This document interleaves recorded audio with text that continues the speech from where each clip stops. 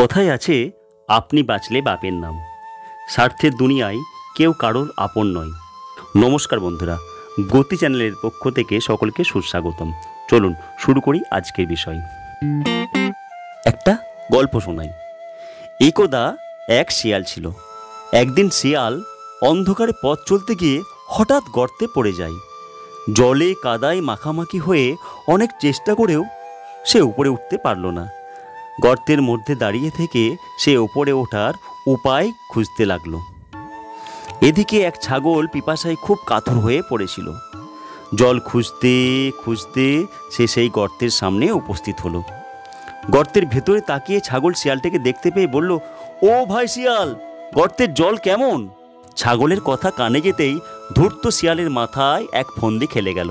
সে মিষ্টি করে বলল, ভাই, গর্তের জলের কথা আর কি বলবো, এমন মিষ্টি জল জীবনে খায়নি।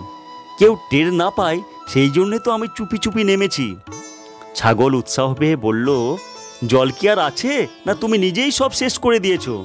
শিয়াল আগের মতো মিষ্টি হেসে বলল, কি যে বলো ভাই, তুমি ওপর থেকে দেখতে পাচ্ছ না, তাই এ কথা বলছো। গর্তে এত জল রয়েছে যে সারা জীবনেও আমি তা শেষ করতে পারবো না। আহা, কি স্বাদ জলের!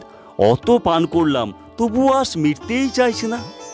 শিয়ালের কথা শুনে ছাগল আর এক মুহূর্ত দেরি না করে এক লাফে গর্তে নেমে পড়ল।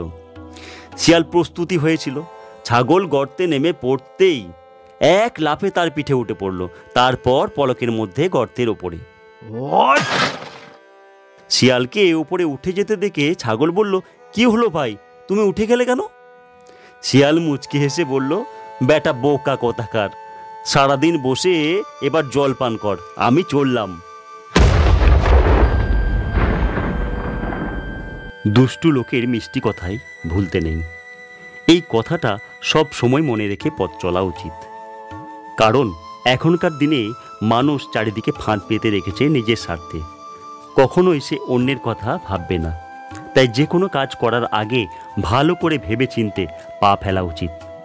জীবনে চলার পথে তোমার অনেক চাহিদা থাকবে, অনেক কিছুর প্রয়োজন হবে, কিন্তু যা কিছু চাহিদা, যা কিছু প্রয়োজন, যেটা নেবার দরকার পড়বে, সেটা হাসিল করতে অবশ্যই সাধারণ বুদ্ধিকে কাজে লাগাতে হবে। কে বন্ধু কে শত্রু, এই তফাৎটা তোমাকে আগে বুঝতে হবে। আগে পিছু ভেবে কাজ করতে হবে। জীবনে চলার পথে প্রতিটা পদক্ষেপে ঠিক ভুল থেকে শিক্ষা নিতে হবে।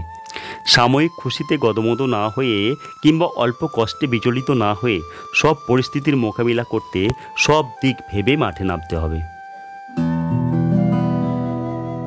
ছাগল যদি এটা ভুলে না যেত যে শিয়াল কখনো তার বন্ধু ছিল না, বরং শিয়ালের শিকার ছাগল নিজে, তাহলে ছাগলের এই দুর্গতি হতো না। গর্তে পড়ে আমন্ত্রণ জানানোর লোক অনেক আছে, তাই গর্ত আর পানীয় জলের কুয়ার মধ্যে তফাৎটা জানতে আবেগ আর তাৎক্ষণিক তাড়াহুড়োতে সিদ্ধান্ত নেওয়া বন্ধ করতে হবে। পথে চলতে একটা পা ফেলার আগে অবশ্যই ভেবে ফেলতে হবে। আপনি বাঁচলে বাপের নাম কথাটার সাথে গল্পটা নিশ্চয় যুক্তিযুক্ত।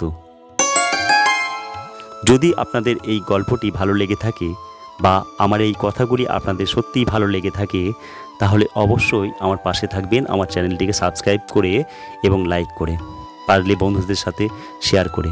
দেখা হবে আবার পরের ভিডিওয়। ততক্ষণের জন্য ধন্যবাদ।